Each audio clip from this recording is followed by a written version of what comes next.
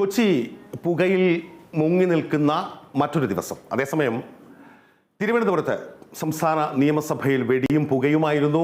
ഏഷ്യാനെറ്റ് ന്യൂസിനെതിരെ ഉണ്ടായ നിയമ നടപടിയുമായി ബന്ധപ്പെട്ട് വളരെ സമഗ്രമായ ഒരു വാർത്താ ദിനത്തിലെ മധ്യാഹ്ന വാർത്തകൾ ആരംഭിക്കുകയാണ്. വാർത്തകൾ തത്സമയം യൂട്യൂബിൽ കാണാൻ കേരള വിഷൻ ന്യൂസ് 24/7 സന്ദർശിക്കാം. ഫേസ്ബുക്കിൽ, ഇൻസ്റ്റഗ്രാമിൽ, ട്വിറ്ററിൽ ഞങ്ങളെ ഫോളോ ചെയ്യാം. Kerala vision news 24/7. മധ്യാഹ്ന വാർത്തകൾ. ആദ്യം പ്രധാന വാർത്തകൾ.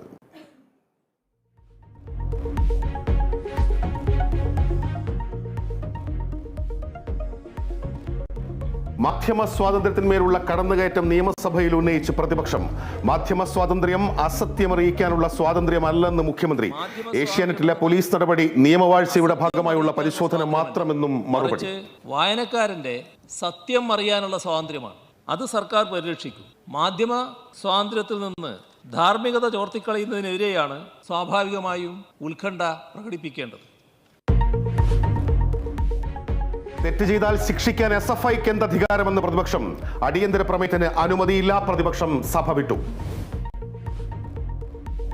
5ാം ദിനവും പുകയിൽ മുങ്ങി കൊച്ചി നഗരവും പരിസര പ്രദേശങ്ങളും. ബ്രഹ്മപുരം മാലിന്യ പ്ലാന്റിൽ തീകെടുത്താനുള്ള ശ്രമം തുടരുന്നു.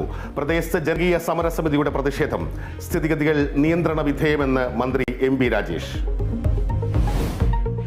കോഴിക്കോട് സ്വകാര്യ ആശുപത്രിയിൽ ഡോക്ടറെ മർദ്ദിച്ചതിൽ പ്രതിഷേധം. ജില്ലയിലെ ഡോക്ടർമാർ OP ബഹിഷ്കരിക്കുന്നു. കുറ്റക്കാർക്കെതിരെ നടപടിയെടുക്കണമെന്ന ആവശ്യം. ആശുപത്രികളെ സുരക്ഷിത കേന്ദ്രങ്ങളാക്കണമെന്ന് IMA.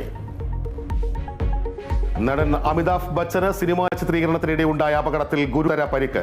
വലതുഭാഗത്തെ വാരിയെല്ല് പൊട്ടി. അപകടം ഹൈദരാബാദിൽ പ്രോജക്ട് K ചിത്രത്തിന്റെ ലൊക്കേഷനിൽ. ബച്ചന് പൂർണ്ണ വിശ്രമം നിർദ്ദേശിച്ച ഡോക്ടർമാർ.